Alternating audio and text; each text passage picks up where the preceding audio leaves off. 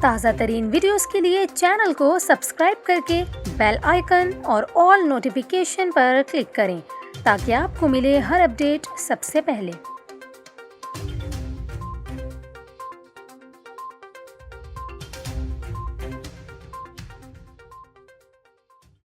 السلام علیکم، آپ دیکھ رہے ہیں نیوز 24/7 اردو اور میں ہوں آپ کے ساتھ کومل خان۔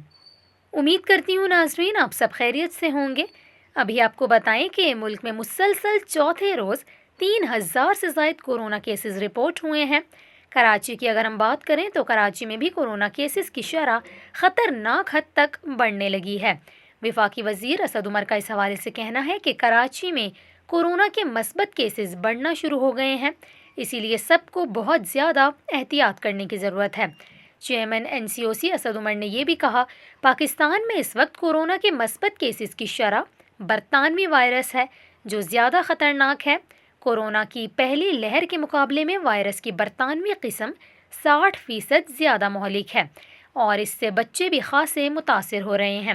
اسد عمر نے یہ بھی کہا کہ ان حالات میں انڈور شادی کی تقریبات کا کوئی جواز نہیں، ہم لوگوں سے روزگار نہیں چھین سکتے، اسی لیے مکمل لاک ڈاؤن کی طرف نہیں جا رہے۔ انہوں نے کہا کہ مختلف علاقوں میں اسمارٹ لاک ڈاؤن کو بہتر بنانے کی ضرورت ہے۔ یہاں پر آپ کو یہ بھی بتائیں کہ 24 گھنٹوں میں ملک میں کورونا سے مزید 44 افراد ہلاک ہو گئے ہیں، جبکہ 3500 سے زائد نئے کیسز رپورٹ ہوئے ہیں۔